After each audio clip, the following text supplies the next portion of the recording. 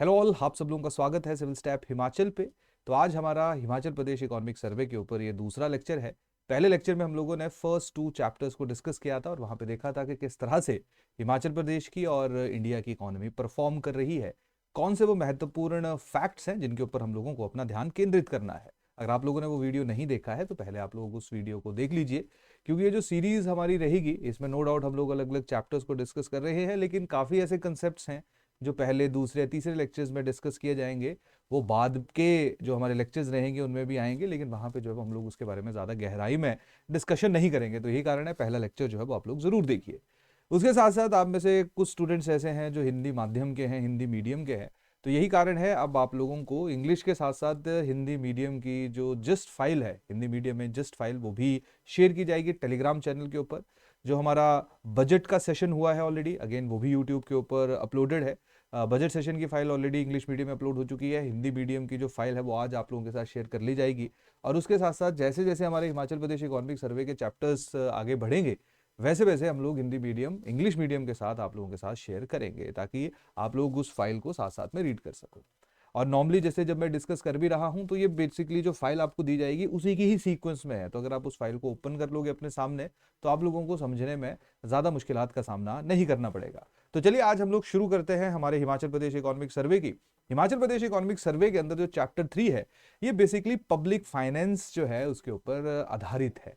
अगर मैं public finance की बात करूंगा तो पब्लिक फाइनेंस बेसिकली डील करता है गवर्नमेंट के फाइनेंसेस से, कि किस तरह से सरकार, जिसका सबसे इंपॉर्टेंट रोल है वो लोगों से कैसे पैसा कलेक्ट करे, वो लोग जिनके पास सरप्लस पैसा है, चाहे इंडिविजुअल्स की बात की जाए, कंपनीज की बात की जाए, कॉरपोरेट्स की बात की जाए, और फिर उस पैसे को किस तरह से जो है वो स्पेंड करना है। और मेनली ये जो पैसा खर्चा किया जाता है ये लोगों के वेलफेयर के लिए किया जाता है। इसमें इंफ्रास्ट्रक्चरल डेवलपमेंट भी रहती हैं, इसमें एजुकेशन के ऊपर पैसा स्पेंड किया जाता है, हेल्थ के ऊपर पैसा स्पेंड किया जाता है। तो आज हम लोग देखेंगे पूरे का पूरा आसान भाषा में जो सरकार का बजटरी प्रोसेस है उसके बारे में इस स्पेसिफिक चैप्टर में डिस्कस किया गया है। और अगर आप लोगों ने बजट वाला वीडियो एक बार देखा होगा तो वहां से काफी हद तक जो है वो आपको बेसिक कंसेप्चुअल क्लैरिटी हो जाएगी इस स्पेसिफिक टॉपिक को जब हम लोग कवर करेंगे।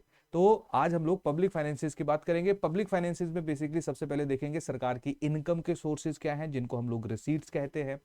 फिर हम लोग देखेंगे सरकार किस तरह से जो है वो एलोकेशन करती है। जैसे जब सरकार के द्वारा बजट पेश किया जाता है, वो बेसिकली सरकार बताती है कि हम इसको यहाँ यहाँ एलोकेट कर रहे हैं, और उसके बाद अल्टीमेटली उस पैसे को स्पेंड कैसे करना है, कैसे उस पैसे का जो वो खर्चा करना है, ये सारे का सारा जो है वो पब्लिक फाइनेंस के मायने के अंदर आता है।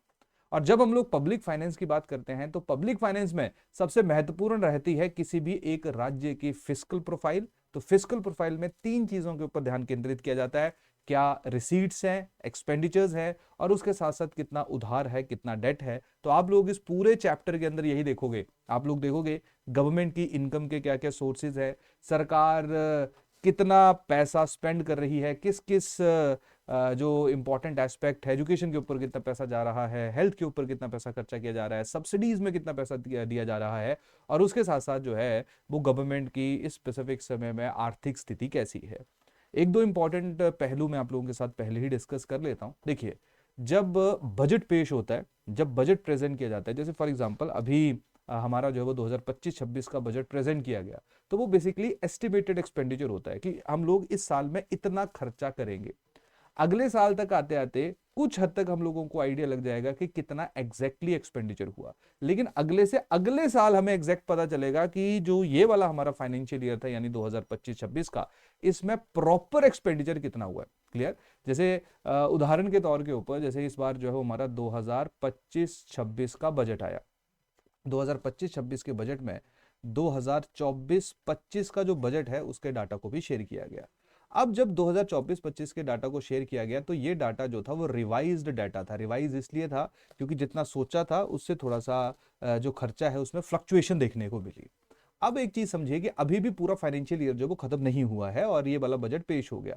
तो जब नेक्स्ट ईयर बजट आएगा तब जाके हम लोगों को 2024-25 के बारे में एग्जैक्ट एक्सपेंडिचर का पता चलेगा।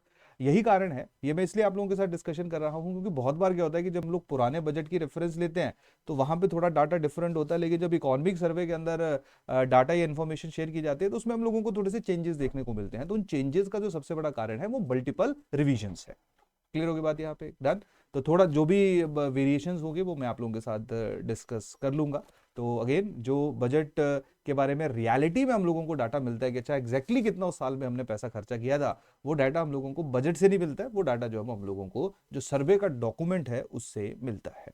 तो 2023-24 में एग्जैक्ट कितना एक्सपेंडिचर हुआ होगा वो हम लोगों को जो है वो इस डॉक्यूमेंट में अब आज पता चलेगा। तो देखिए 2025-26 का बजट अभी प्रपोज हुआ तो ऑब्वियस बात है इसका इकोनॉमिक सर्वे में कोई जिक्र नहीं किया जाएगा, लेकिन 2024-25 और उसके साथ साथ 2023-24 या उससे पहले के जो बजट्स हैं उनका जिक्र हम लोगों को इकोनॉमिक सर्वे के अंदर होता हुआ देखने को मिलेगा। तो सीधी सीधी बात क्या है, ये जो हमारा चैप्टर है इसमें बेसिकली ओवरऑल जो पब्लिक फाइनेंसेस हैं, रेवेन्यू, रिसीट, एक्सपेंडिचर, डेट्स, उनकी जानकारी सरकार के द्वारा दी जाएगी। और जैसे मैं बार बार कह भी रहा था, पहले लेक्चर में भी मैंने कहा था कि जो सर्वे रहता है हमारा ऑथेंटिक डॉक्यूमेंट होता है, सरकारी डॉक्यूमेंट होता है। क्लियर? हालांकि कभी कभी पढ़ने में मुश्किलात का सामना करना पड़ता है, लेकिन अगर आप इसको इस तरह से देखो कि रियल परफॉर्मेंस सरकार की कैसी है। जैसे फॉर एग्जांपल अगर मैं डेट की बात करूं तो अगर डेट जो है वो हमारी जीडीपी का मेजर हिस्सा कंपोज कर रहा है और जितना हम बजट पेश कर रहे हैं उतना अब तक उधार जो है वो उसके आसपास जो है वो उधार हमारे प्रदेश के ऊपर हो चुका है, तो वो जो डाटा है वो कहीं ना कहीं आप लोगों को हमारे प्रदेश की दयनीय स्थिति के बारे में बता रहा है। क्लियर? हालांकि ऐसा नहीं है, बाकी जगहों के ऊपर पूरी दुनिया में ही सरकारें जो वो काफी उधार के कारण ही या उधार के साथ ही जो है वो आगे बढ़ रही है, लेकिन अगेन ये जो डाटा, ये फैक्ट है, ये हम लोगों को ये सारी चीजें दर्शाते हैं। तो जैसे मैं आपको बार बार ये भी कह रहा हूं कि देखो जब हम लोग इस तरह के फैक्चुअल डॉक्यूमेंट्स को रीड करते हैं तो सबसे पहला काम हमारा रहता है एक अंडरस्टैंडिंग बिल्ड करना, एक ऑब्जर्वेशन बिल्ड करना, और उसके बाद दूसरा काम हमारा रहेगा फैक्ट्स को मेमोराइज करना, फैक्ट्स के ऊपर ध्यान केंद्रित करना। पर आप ये चीज समझिए कि एग्जाम में क्योंकि फैक्ट्स पूछे जाते हैं तो अब ऐसा नहीं है कि हम लोग ये कंप्लेन करेंगे यार इतने फैक्ट्स हैं कैसे मेमोराइज करेंगे। लेकिन अगेन अगर आप इसको अंडरस्टैंड करने की कोशिश करोगे, पूरा एक डाटा जो है वो इसको लिंक करने का प्रयत्न करोगे, तो आप लोगों के लिए जो वो चीज़ें थोड़ी सी आसान रहेगी। तो इस तरह से जो चैप्टर 3 है वो हम लोगों को पब्लिक फाइनेंसेस के बारे में बताता है। तो होपफुली आप लोगों को ये बेसिक जो क्लैरिटी है वो होगी कि डाटा में डिफरेंस अगर होगा पुराने बजट्स के मुकाबले तो वो इसलिए होगा क्योंकि मल्टीपल रिविजन हम लोगों को बजट डॉक्यूमेंट के अंदर देखने को मिलते हैं, क्योंकि पता नहीं है कि अगले एक साल में क्या त्रासदी आ जाएगी, क्या ऊपर नीचे चीज़ें हो जाएंगी, जो सोचा है उतना खर्चा होगा, नॉर्मली खर्चा जो होगा एक्सीड कर जाता है। क्लियर होगी बात यहाँ पे? डन। तो ये हमारा पब्लिक फाइनेंस से रिलेटेड जो है वो दो शब्द यूज किए गए हैं, पब्लिक फाइनेंस, और पहले दूसरा शब्द जो यूज किया गया वो किया गया फिस्कल प्रोफाइल। तो जब भी हम लोग किसी राज्य के पब्लिक फाइनेंस की बात करते हैं तो पब्लिक फाइनेंस बेसिकली क्या है, जहां पे किस तरह से सरकार के द्वारा पैसा रेज किया जाता है, एलोकेट किया जाता है और स्पेंड किया जाता है। ठीक है? How government raise allocates and spends public fund to serve the collective interest of the society. Clear? और जब हम लोग फिस्कल प्रोफाइल की बात करते हैं तो फिस्कल प्रोफाइल में मेनली तीन चीजें आती है, वैसे तो दो ही आती है, रिसीट्स आती है, एक्सपेंडिचर आती है, लेकिन तीसरी जो इंपॉर्टेंट चीज है, जो बहुत बड़ा हिस्सा आजकल हमारे प्रदेश का बना हुआ है, दैट इज डेट, उधार। तो तीन चीजें जो है वो हम लोग इन तीन चीजों के ऊपर जो वो मेन अपना ध्यान केंद्रित करेंगे। इससे पहले हम लोग बजट डॉक्यूमेंट को आगे बढ़े तो जैसे मैंने बताया अभी थोड़ी देर पहले कि तीन महत्वपूर्ण चीजें हैं। पहली क्या है? रिसीट्स। रिसीट्स का आसान भाषा में मतलब कितनी इनकम आ रही है। दूसरी है एक्सपेंडिचर और तीसरा हिस्सा है दैट इज डेट। क्लियर? उधार। जब हम लोग रिसीट्स की बात करेंगे तो रिसीट्स को दो हिस्सों में विभाजित किया जाता है। आज काफी डिटेल में पढ़ेंगे। क्लियर? आज काफी गहराई में हम इनको पढ़ेंगे क्योंकि इस पूरा जो हमारा थर्ड चैप्टर है इसमें इन्हीं की ही जानकारी दी गई है। रिसीट्स की जब हम बात करेंगे तो दो तरह की रिसीट्स होती है, रेवेन्यू रिसीट्स होती है और कैपिटल रिसीट्स होती है। देखिए जब सरकार की इनकम आ रही है, जैसे फॉर एग्जांपल सरकार की इनकम आ रही है टैक्स से। अब जब हम लोग टैक्स से इनकम की बात करेंगे तो टैक्स भी दो तरह के होते हैं। टैक्स एक वो टैक्स है जो स्टेट ने खुद कलेक्ट किया, हिमाचल प्रदेश की सरकार ने खुद कलेक्ट किया। दूसरा वो टैक्स है जो सेंटर ने कलेक्ट किया था लेकिन स्टेट को जब उसका शेयर भेजा। अब देखिए ये जो टैक्सेस से सरकार पैसा कलेक्ट कर रही है, ये ऐसा पैसा है जो सरकार के ऊपर किसी तरह की कोई लाइबिलिटी क्रिएट नहीं कर रहा है, ये सरकार का ही पैसा है। तो ये वाला जो पैसा है ये किसका हिस्सा माना जाएगा? ये रेवेन्यू रिसीट का हिस्सा माना जाएगा। अब मान लेते हैं सरकार ने जो वो डेट ले लिया, सरकार ने जब वो उधार ले लिया। अब जब सरकार उधार रेज करेगी, लोन रेज करेगी, तो उस साल के लिए उसकी वो इनकम कंसीडर होगी। पर सरकार ने ये जो उधार रेज किया ये क्या बना दिया, एक उसने लाइबिलिटी बना दी। तो जब ये इनकम कंसीडर हम लोग करेंगे तो वो किसके अंदर आएगी, वो कैपिटल रिसीट्स के अंदर आएगी। एक और उदाहरण देता हूं, जैसे फॉर एग्जांपल जैसे गवर्नमेंट के द्वारा, सेंटर के द्वारा जो है वो स्टेट गवर्नमेंट्स को ग्रांट इन एड दी जाती है, ग्रांट दी जाती है। तो जब ग्रांट इन एड दी जाएगी तो ग्रांट इन एड की वो पैसा है जो स्टेट को मिलेगा, स्टेट ने उसको वापस नहीं करना है, तो ग्रांट इन एड इनकम का हिस्सा माना जाएगा और वो किसका हिस्सा बनेगा, वो रेवेन्यू रिसीट का हिस्सा बनेगा। एक और उदाहरण देता हूं, मान लीजिए कोई सरकारी कंपनी है, उस सरकारी कंपनी को गवर्नमेंट ने, है ना, हिमाचल की सरकार की कंपनी है मान लेते हैं, वैसे हो नहीं रहा है पिछले 2-3 सालों से, जीरो है ये, लेकिन मान लेते हैं कि डिसइन्वेस्टमेंट कर दी। डिसइन्वेस्टमेंट का मतलब क्या रहता है, सरकार ने अपना हिस्सा बेच दिया, अब सरकार अपना जो एसेट है उसको बेच रही है, उसका एसेट जो है वो कम हो रहा है, तो इससे जो पैसा आएगा वो कहां से आएगा, या उसका जो पैसा आएगा वो किसका हिस्सा माना जाएगा, वो कैपिटल रिसीट का पैसा हिस्सा माना जाएगा। तो मतलब कैपिटल रिसीट वो रहती है जो, या जब सरकार के एसेट्स कम हो रहे होते हैं उनको बेच के सरकार पैसा रेज कर रही है, डेट से पैसा रेज कर रही है, वो कैपिटल रिसीट्स है। जब सरकार ऐसा पैसा रेज कर रही है जो कोई लाइबिलिटी उसके ऊपर कॉज नहीं कर रहा है, जिसमें टैक्स रेवेन्यू है, ग्रांट इन एड है, और उसके साथ साथ नॉन टैक्स रेवेन्यूज हैं। नॉन टैक्स रेवेन्यू का मतलब क्या है कि जैसे फॉर एग्जांपल सरकार ने जो फीस कलेक्ट की है एजुकेशन के लिए, सरकार ने हेल्थ सर्विसेज देने के लिए जो पैसा कलेक्ट किया है, सरकार और बाकी जो चार्जेस है वो लोगों के ऊपर लगा रही है, पेनल्टीज लगा रही है, जो टैक्सेस नहीं है उनको जब हम लोग नॉन टैक्स रेवेन्यूज बोलते हैं, और वो किसका हिस्सा माना जाता है, वो रेवेन्यू रिसीट का हिस्सा माना जाता है। क्लियर। एक्सपेंडिचर की जब आप पूरा डॉक्यूमेंट पढ़ोगे तो इसमें ऐसे होगा, जैसे अब मैं थोड़ा सा एक आपको ओवरव्यू पहले दे देता हूँ ताकि जो आने वाली चीजें हैं उनके बारे में आपको पहले क्लैरिटी हो जाए। तो देखिए, जब आप इस पूरे डॉक्यूमेंट को पढ़ोगे तो सबसे पहले बताया जाएगा रेवेन्यू रिसीट्स कितनी है, फिर रेवेन्यू रिसीट्स को ब्रेक डाउन कर दिया जाएगा कि अच्छा ग्रांट इन एड से कितना पैसा आया है, और जो नॉन टैक्स रेवेन्यू है वो कितना है, टैक्स रेवेन्यू कितना है। फिर अगले स्टेप पे जैसे हम मूव करेंगे तो वहां पे जो है वो हम लोगों को देखने को मिलेगा कि अच्छा कितना परसेंट ग्रो हुआ है, कि टैक्स रेवेन्यू से जो पैसा आ रहा है वो बढ़ रहा है या कम हो रहा है, नॉन टैक्स रेवेन्यू से पैसा आ रहा है वो इंक्रीज हो रहा है, डिक्रीज हो रहा है, ग्रांट इन एड से पैसा आ रहा है वो बढ़ रहा है या कम हो रहा है। जैसे जब हमने बजट डॉक्यूमेंट भी डिस्कस किया था तो हमने देखा था कि हमारे प्रदेश के जो मुख्यमंत्री है उन्होंने इस चीज को स्पेसिफिकली हाईलाइट किया कि हिमाचल प्रदेश जो है उसको सरकार की तरफ से, सेंट्रल गवर्नमेंट की तरफ से जो ग्रांट इन एड आ रहा है उसमें डिक्लाइन देखने को मिला। क्लियर। तो इसका मतलब है कि सेंट्रल गवर्नमेंट का जो सपोर्ट है वो कहीं ना कहीं थोड़ा कम हो रहा है, तो ये डॉक्यूमेंट जो है वो इसकी जानकारी हम लोगों को दे रहा है। क्लियर होगी बात यहाँ पे, डन। तो इसलिए ये इंपॉर्टेंट है। दूसरी बात, जब हम लोग एक्सपेंडिचर की बात करते हैं तो अगेन यही लिखा गया होगा डॉक्यूमेंट में कि ठीक है जी, खर्चा हो गया, रेवेन्यू एक्सपेंडिचर कितना हो रहा है, कैपिटल एक्सपेंडिचर कितना हो रहा है, जो उधार है उसके जो इंटरेस्ट पेमेंटें दे रहे हैं, अब मान लो डेट इतना पड़ा हुआ है उसका इंटरेस्ट देना है, जब वो इंटरेस्ट पेमेंट उसकी वापस कर रहे हैं तो उसके ऊपर जो है वो कितना खर्चा सरकार के द्वारा किया जा रहा है। रेवेन्यू एक्सपेंडिचर बेसिकली वो एक्सपेंडिचर होता है जो किसी तरह की कोई एसेट क्रिएशन नहीं कर रहा होता है। जैसे मान लीजिए सरकार ने पेंशन दे दी, सरकार ने सैलरीज दे दी, तो ये रेवेन्यू एक्सपेंडिचर का हिस्सा माना जाएगा। ऐसा खर्चा जो एसेट क्रिएट कर रहा है, मान लीजिए सरकार ने खर्चा किया, वो कोई इंफ्रास्ट्रक्चर बिल्ड कर रहा है जिससे पॉसिबिलिटी ऑफ क्रिएटिंग मनी है, कि पैसा कल को जो वो जनरेट हो सकता है, वो किसका हिस्सा बन जाएगा, वो कैपिटल एक्सपेंडिचर का हिस्सा बनेगा। तो जब आप लोग बजट डॉक्यूमेंट को पढ़ोगे तो उसमें आप लोग revenue expenditure, capital expenditure, revenue receipts, capital receipts, और इनकी आगे सब कैटेगराइजेशन, सब्सिडी पे कितना पैसा खर्चा किया जा रहा है, डेट कितना है, डेट ओवरऑल जीडीपी का कितना परसेंट है। ध्यान रखना, अगर जीडीपी का 100% ही हो गया, हालांकि उतना नहीं है अभी लेकिन चल रहे हैं धीरे धीरे हम लोग, अगर मान लो 100% ही हो गया तो इसका मतलब आप समझ लो कि जितना पूरा राज्य, सरकार नहीं पूरा राज्य, क्योंकि जीडीपी पूरे राज्य की इनकम है, पूरा राज्य जितना कमा रहा है, अगर उतना ही उधार हो जाएगा तो फिर चीजें जो वो खराब होंगी। क्लियर। तो हम लोग यहां से आइडेंटिफाई करने की कोशिश करते हैं कि क्या स्थिति है, क्या जो है वो हमारी स्पेसिफिक समय में सिचुएशन है। क्लियर होगी बात यहाँ पे। तो ये जो 2-3 चीजें मैंने अभी ये जो 5-10 मिनट में जो भी बोला, यही बेसिकली पूरे का पूरा जो है इस चैप्टर के अंदर है।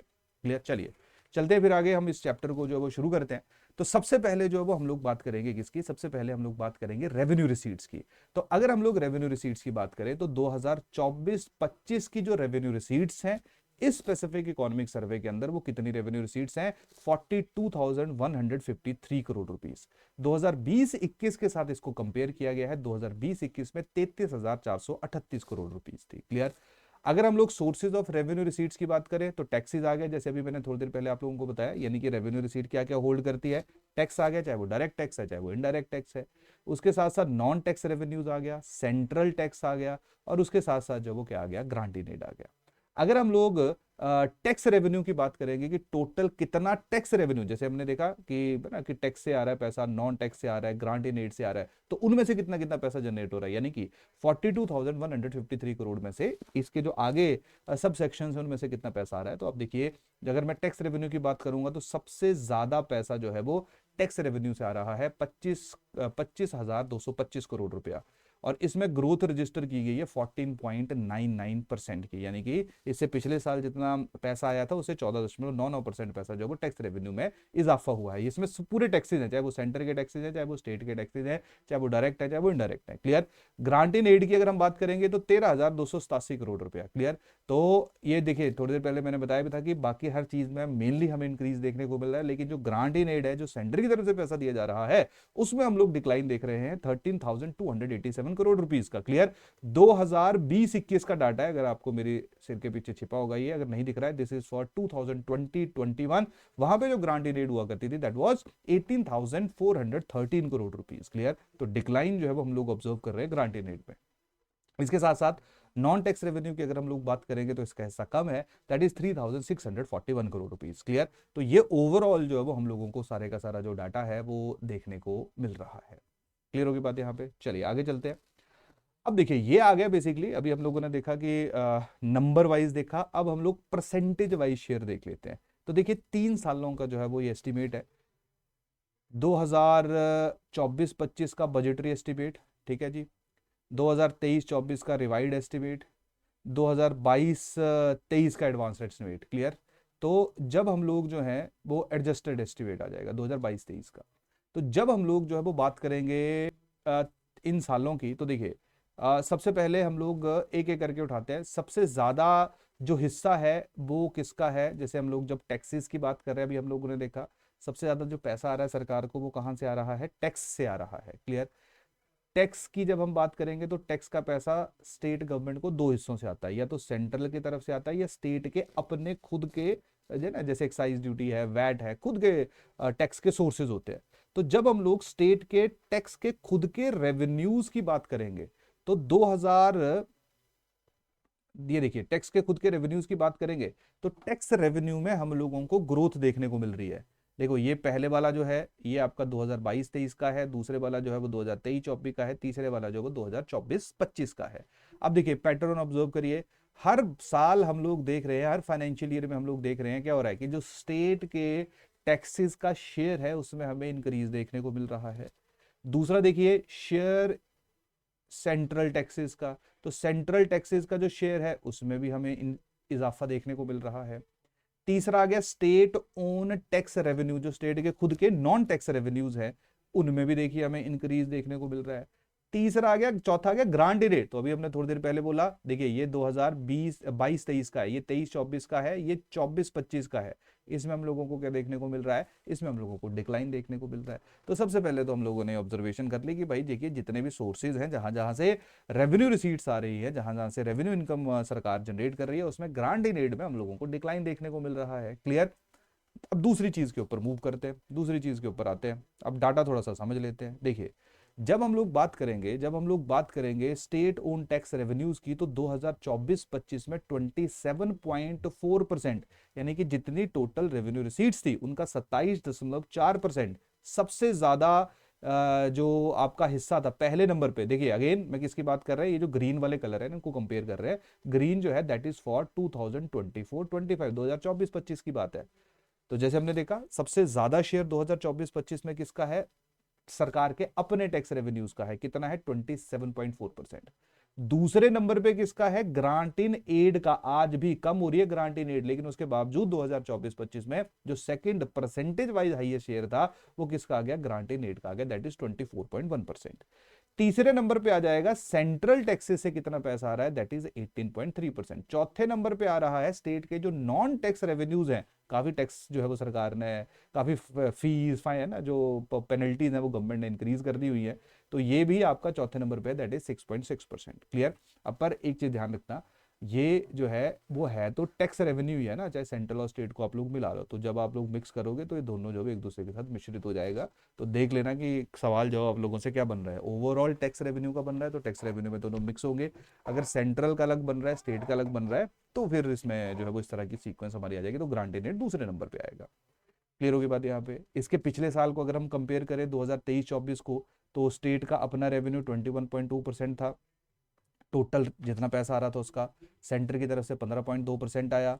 नॉन टैक्स रेवेन्यू 5.5% था। ग्रांट इन एड जो थी वो 25.2% थी। तो आप लोग थोड़ा सा जो है 24-25 इन 2 साल का जो डाटा है, स्पेसिफिकली 2024-25 का डाटा जो है उसको तो ध्यान में रख लीजिएगा कि टोटल परसेंटेज वाइज किसका कॉम्पोजिशन हमें देखने को मिल रहा है।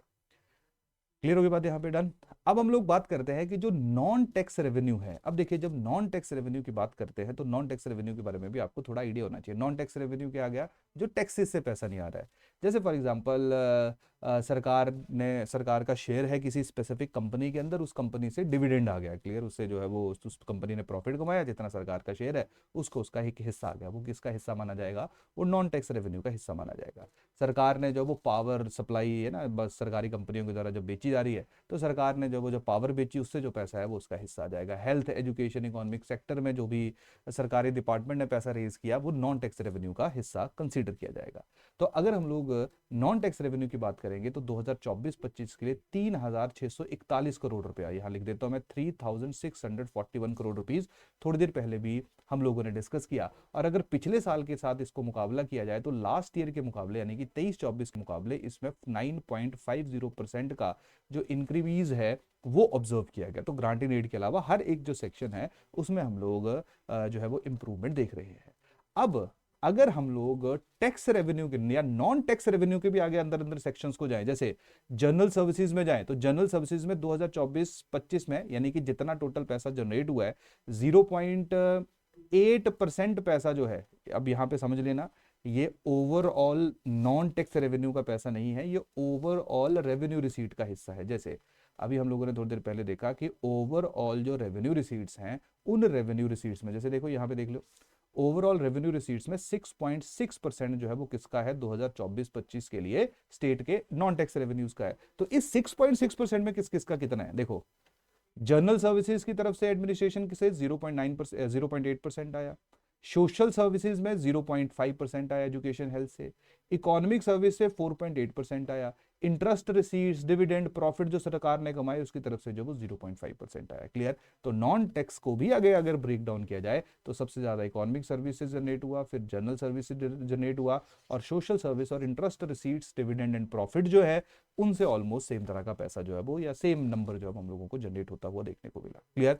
इसके साथ साथ अगर आप पिछले साल को भी कंपेयर करना चाहते हो तो 0.7% जनरल सर्विसेज से आया, 3.8% इकोनॉमिक सर्विसेज से आया, 0.5% सोशल सर्विसेज से आया, इंटरेस्ट रिसीव्ड डिविडेंड प्रॉफिट से 0.5 आया।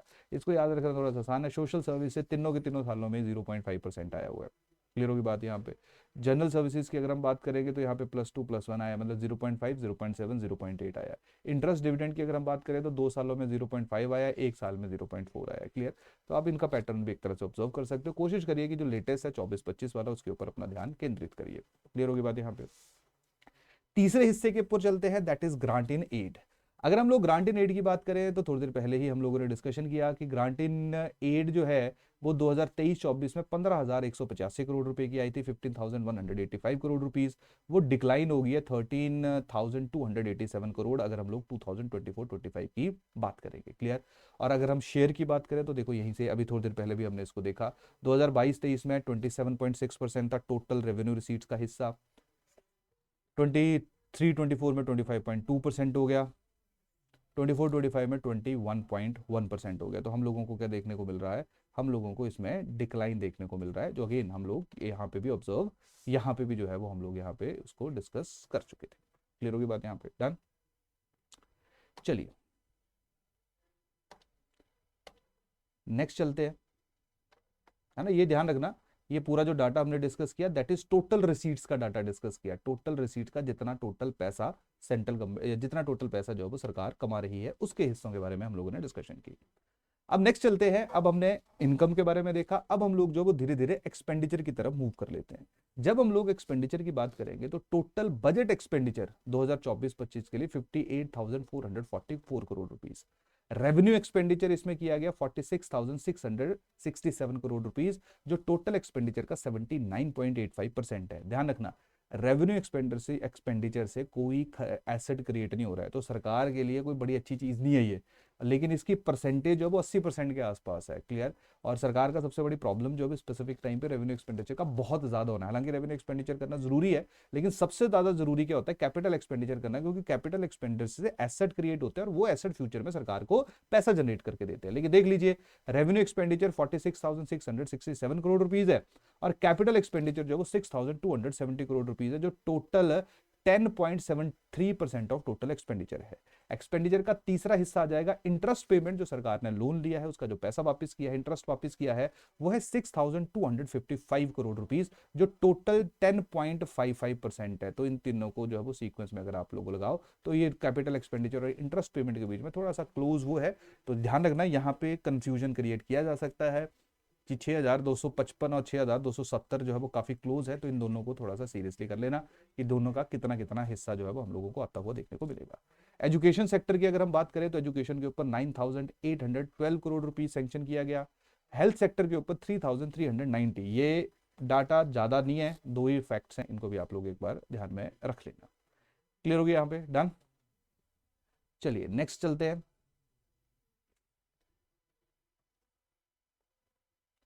अच्छा, 9.38% of total expenditure is allocated for public debt. तो जितना टोटल खर्चा है 9.38% जो है वो पब्लिक डेट की रीपेमेंट के ऊपर लगा है, और बाकी जो खर्चा किया गया वो सरकार ने जो है वो लोन्स या एडवांसेस जो है वो सरकार को दिए, लोगों को दिए हुए हैं या कंपनीज को दिए हुए हैं। क्लियर। इसके साथ साथ जो है अगर हम लोग रेवेन्यू एक्सपेंडिचर की बात करें तो जैसे मैंने अभी थोड़ी देर पहले बताया, रेवेन्यू एक्सपेंडिचर जो है वो बेसिकली उन जगहों के ऊपर खर्चा किया जाता है जहां से सरकार का कोई एसेट क्रिएट नहीं होता। तो देखिए, रेवेन्यू एक्सपेंडिचर में क्या आ जाएगा, सैलरी एंड वेजेस आ जाएंगी, पेंशन आ जाएंगी, इंटरेस्ट आ जाएगा। टोटल कमिटेड एक्सपेंडिचर का मतलब क्या होता है, टोटल कमिटेड एक्सपेंडिचर का मतलब कि ऐसा खर्चा जो सरकार को करना ही पड़ेगा, चाहे सैलरीज हैं वो सरकार को देनी ही पड़ेंगी। Clear, that is committed expenditure. Interest payment है, देनी ही पड़ेगी, दैट इज कमिटेड एक्सपेंडिचर। और पांचवी चीज आ जाएगी सब्सिडी। तो सब्सिडी जब सरकार दे रही है तो वो लोगों को सपोर्ट जरूर कर रही है, लेकिन सरकार के लिए जो है वो कोई एसेट क्रिएशन नहीं हो रही है। तो ये सारे का सारा जो है वो हमारा रेवेन्यू एक्सपेंडिचर का हिस्सा माना जाता है। अगर हम लोग सैलरीज की बात करेंगे तो अब देखिए 2024-25 का ही डाटा मैं यहाँ पे उठा रहा हूँ आप लोगों के लिए। 2024-25 की अगर हम लोग बात करेंगे तो टोटल पैसा जो खर्चा गया सैलरी एंड वेजेस के ऊपर वो 17,247 करोड़ है, 17,247 करोड़ रुपीस। अगर हम इसको टोटल खर्चे की परसेंटेज में कंपेयर करें तो 29.51% है। क्लियर, जितना टोटल खर्चा किया गया उसका 29.51% है। अगर हम लोग जीडीपी की परसेंटेज देखें, अब ये तो समझ आ रहा है, ये जो खर्चा है सरकार का खर्चा है, जीडीपी तो पूरे हिमाचल का है, तो उसका भी 7.43% जो सैलरीज एंड वेजेस बना रही है। समझ आ गई बात यार? तो सरकार जो है उसके ऊपर ये सबसे ज्यादा बर्डन पड़ रहा है। पेंशन की अगर हम बात करें, पेंशन में देख लीजिए 9,961 करोड़ रुपीस। टोटल खर्चे का कितना परसेंटेज हो गया, 17.04%। क्लियर। इसके साथ साथ जो वो इंटरेस्ट कितना दे रहा है, 6,255 रुपीज करोड़ रुपीज जो है वो इंटरेस्ट में दिया जा रहा है, जो कि लोन की रीपेमेंट हो रही है। कितने परसेंट आ गया, 10.70% टोटल खर्चे का। कमिटेड एक्सपेंडिचर, जितना टोटल खर्चा है जो सरकार को करना ही पड़ेगा, that is 33,463 crore rupees. Clear. जो टोटल एक्सपेंडिचर का 57.26% है, ये डाटा भी याद रखेंगे। जीडीपी के साथ परसेंटेज कंपेयर करें तो दैट इज 14.41%। क्लियर होगी बात यहाँ पे? सब्सिडी कितनी है ये डाटा भी याद रखेंगे, 1,189 करोड़ रुपीस। टोटल एक्सपेंडिचर का कितना परसेंट है, दैट इज 2.03%। क्लियर। तो ये डाटा जो है वो आप लोग यहाँ पे याद रखिए। इसके साथ साथ एक और चीज पे ध्यान केंद्रित करिए, दैट इज टोटल एक्सपेंडिचर। अब देखो ये पूरे सालों का है। 2020-21 में 50,305 करोड़ रुपीस का खर्चा था। अगले साल एक्सपेंडिचर कम हुआ 21-22 में, दैट इज 46,989 करोड़ रुपीस। उसके बाद एक्सपेंडिचर में इजाफा हुआ 60,701 करोड़ रुपीस। 2023-24 करेंगे तो टोटल कितना आ गया, रिवाइज एस्टिमेट आई है, दैट इज 61,625 करोड़ रुपीस। इस साल या 2024-25 अगले साल इसमें भी चेंजेस होंगे, वो कितना है, 58,444 करोड़ रुपीस। ये मैं आप लोगों के साथ इसलिए डिस्कस कर रहा हूं क्योंकि अगर आप पुराने बजट उठाओगे, जैसे 23-24 का बजट देखोगे, 22-23 का बजट देखोगे, तो जो प्रपोज्ड एक्सपेंडिचर होता है वो डिफरेंट था, लेकिन जो अल्टीमेटली एक्सपेंडिचर हमें यहाँ रिवाइज एस्टिमेट्स देखने को मिले वो अलग है। यहाँ पे हमने क्या ऑब्जर्व किया कि देखो यहाँ पे एक्सपेंडिचर सरकार का कम हुआ है, डिक्लाइन हुआ, ठीक है, 2021-22 में। उसके बाद सरकार के एक्सपेंडिचर में इंक्रीज हुआ, लेकिन 2023-24 और 24-25 की अगर हम बात करें तो उसमें जो है वो हम लोगों को डिक्लाइन देखने को मिला। क्लियर होगी बात, ये थोड़ा सा डाटा जो है वो याद रखना, ये कंफ्यूजन क्रिएट ना करे, अगर आप पुराना बजट आपको याद होगा तो वहां पे प्रॉब्लम हो सकती है। क्लियर, तो आप लोग 2-3 सालों का डाटा ये वाला जो है वो याद रख लेना, 2023-24, 2024-25। क्लियर, ये कंपैरिजन जो है वो आप लोग कर सकते हो। तो यहां से देखिए हम लोगों ने क्या चीजें ऑब्जर्व की, हम लोगों ने ऑब्जर्व किया कि सबसे ज्यादा अगर हम लोग टोटल एक्सपेंडिचर की परसेंटेज की बात करेंगे तो ये हमने देखा सैलरी एंड वेजेस जो है वो सबसे ज्यादा परसेंटेज कंपोज करती हैं। दूसरे नंबर के ऊपर जो है वो जो सबसे ज्यादा खर्चा होल्ड करती हैं वो पेंशंस करती हैं, दैट इज 17.04%। तीसरे नंबर के ऊपर जो है वो, अगर हम लोग खर्चे की बात करेंगे, ये हम लोग बात कर रहे हैं टोटल एक्सपेंडिचर की, तीसरे नंबर के ऊपर अगर हम लोग खर्चे की बात करें तो सरकार के द्वारा जो इंटरेस्ट पेमेंट्स की जा रही है। उसके बाद जो है वो अगर हम लोग खर्चे की बात करेंगे तो सब्सिडीज आ जाएगी, सब्सिडीज जो है वो आप लोगों की 2.03% आ गई टोटल एक्सपेंडिचर की।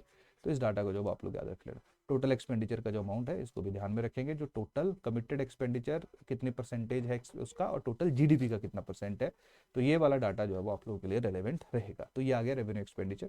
क्लियर, उसके साथ साथ जो है वो नेक्स्ट अब हम लोग देख लेते हैं कि जो सरकार के फिस्कल इंडिकेटर्स हैं, फिस्कल इंडिकेटर्स में कितना परसेंट की जो ग्रोथ है वो बेसिकली ऑब्जर्व की गई है। तो रेवेन्यू रिसीट्स की अगर हम बात करें तो रेवेन्यू रिसीट्स में देख लीजिए 2020-21 में 8.77% की ग्रोथ थी, 2021-22 में 11.58% की, 2.09% की 22-23 में, 23-24 में 6.19% की रिवाइज्ड है, 2024-25 में 4.2% की। क्लियर, इसके साथ साथ जो है वो हम लोग टैक्स रेवेन्यू की बात करेंगे तो टैक्स रेवेन्यू 14.99% की ग्रोथ रेट है। नॉन टैक्स की अभी थोड़ी देर पहले हमने देखा 9.50% है। जो ग्रांट इन एड है इसमें मैं साइड हो जाता थोड़ा सा, -12.50% जो है वो डिक्लाइन देखने को मिला है। क्लियर, इंटरेस्ट पेमेंट में 10.55% की ग्रोथ है। टोटल एक्सपेंडिचर जो है उसमें -5.16% का डिक्लाइन है, वो अभी थोड़ी देर पहले मैंने डिस्कस भी किया। रेवेन्यू एक्सपेंडिचर 1.61% का इंक्रीज है, लेकिन जो कैपिटल एक्सपेंडिचर है उसमें -7.54% का डिक्लाइन हमें देखने को मिल रहा है। क्लियर होगी बात यहाँ पे। तो ये बेसिकली है कि अलग अलग जो हमारा हिस्से है रिसीट्स एंड एक्सपेंडिचर, उसमें कितना परसेंट ग्रोथ है, कितनी परसेंट जो है वो डिक्लाइन है। तो जो नेगेटिव वाली चीजें हैं उनके ऊपर भी आप लोगों ने थोड़ा सा ध्यान केंद्रित कर लेना है। क्लियर होगी बात, बाकी सारे का सारा डाटा आ गया, इसको हम लोग इनडायरेक्टली डिस्कस कर चुके हैं। नेक्स्ट देख लेते हैं, ये है basically fiscal indicators as a percentage of GSDP. पहले हम लोगों ने देखा एक्सपेंडिचर का या रिसीट्स का कितना परसेंट कौन कौन होल्ड कर रहा है। अगर हम लोग पूरी हिमाचल प्रदेश की जीएसडीपी की बात करेंगे तो देखिए रेवेन्यू रिसीट्स पूरे हिमाचल की जीडीपी का 18.15%। क्लियर, टैक्स रेवेन्यू उनमें से 10.86%, non tax revenue 1.57%, grant in aid 5.72%। Disinvestment की अगर मैं बात करूं तो जैसे मैंने बताया कि डिसइन्वेस्टमेंट जो वो हुई नहीं है, की नहीं है, तो कोई पैसा जो है वो वहां से आया ही नहीं है। लोन की रिकवरी की अगर हम बात करें तो 0.01%, टोटल एक्सपेंडिचर 25.17%, रेवेन्यू एक्सपेंडिचर सबसे ज्यादा प्रोपोर्शन होल्ड कर रहा है, दैट इज 20.10%, कैपिटल एक्सपेंडिचर बहुत कम होल्ड कर रहा है, दैट इज 2.70%, लोन डिस्पर्समेंट बहुत कम की जाती है सरकार के द्वारा 0.01%, इंटरेस्ट पेमेंट काफी दी जा रही है 2.69%। क्लियर, तो टोटल जितनी हिमाचल प्रदेश की जीडीपी है वो कितना हम लोग रिसीट्स और एक्सपेंडिचर की परसेंटेज उसके उसके अकॉर्डिंगली है, वो स्पेसिफिक टेबल से हम लोगों को पता चल रहा है। अब देखिए जब हम लोग बजट की बात करते हैं तो बजट में स्पेसिफिकली आजकल जेंडर बजट की बात होती है। जेंडर बजट का सीधा सीधा मतलब है कि इस स्पेसिफिक बजट में जो महिलाएं हैं, वुमेन हैं, उनके ऊपर कितना पैसा खर्चा किया गया। अगर हम लोग जेंडर बजट की बात करेंगे तो जेंडर बजट, जैसे फॉर एग्जांपल अगर सरकार जब पॉलिसीज बनाती है इन जनरल तो दो तरह की स्कीम्स होती हैं।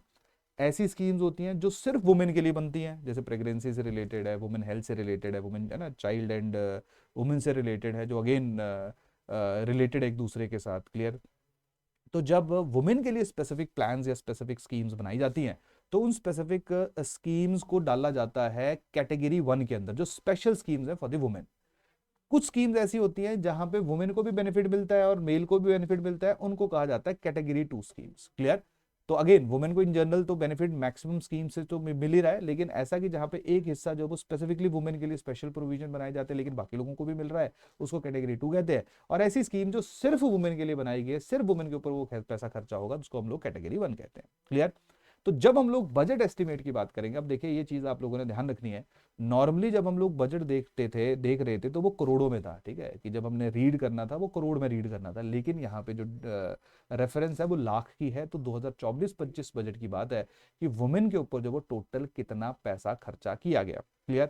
तो अगर मैं कैटेगरी 1 के खर्चे की बात करूंगा तो वो है 52,860 लाख रुपीस। क्लियर होगी बात यहाँ पे? ठीक है, 52,860 लाख रुपया। अगर मैं कैटेगरी 2 की बात करूंगा तो वो है 2,53,592 लाख रुपीस। और अगर मैं टोटल करूंगा 3,06,452 लाख रुपीस। अगर इसको करोड़ वगैरह में कन्वर्ट करना होगा तो आप लोग कर लेना। क्लियर होगी बात यहाँ? डन। तो ये वाला जो डाटा है ये साइड सबसे ज्यादा हमारे लिए इंपॉर्टेंट है। इसके साथ साथ थोड़ी सी हम लोग एक और ऑब्जर्वेशन कर लेते हैं। सबसे पहले हम लोग कैटेगरी 1 की बात करते हैं।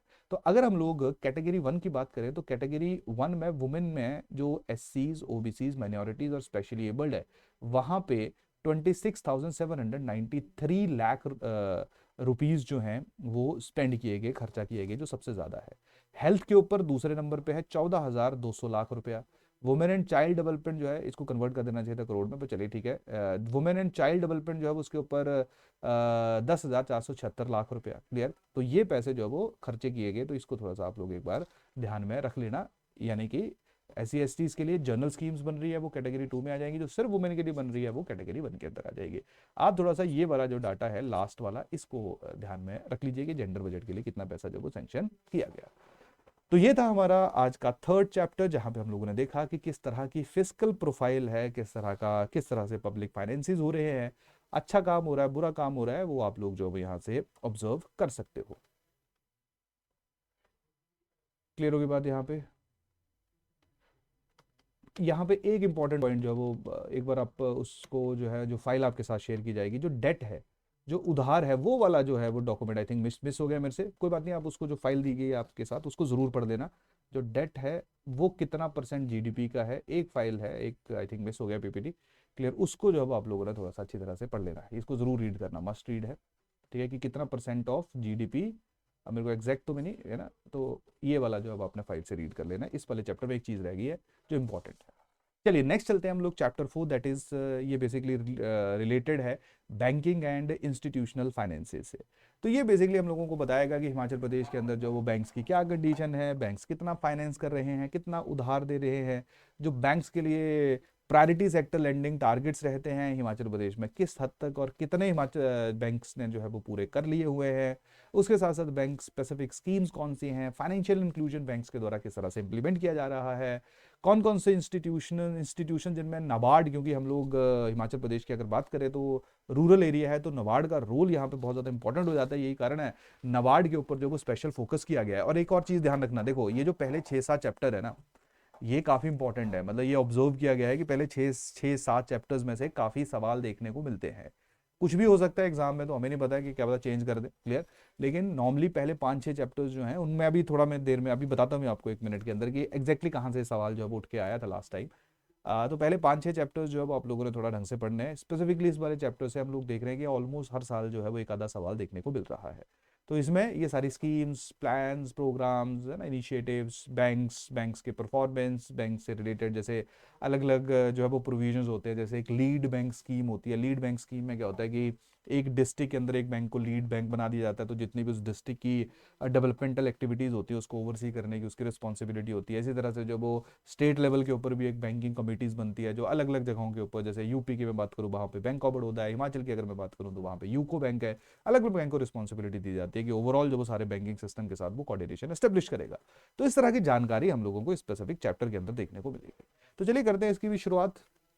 अगर मैं बैंकिंग सेक्टर की बात करूंगा तो देखो यहाँ पे बड़ा स्पेसिफिक ही पढ़ेंगे, बहुत ज़्यादा डिटेलिंग में आपको लेके नहीं जाऊंगा।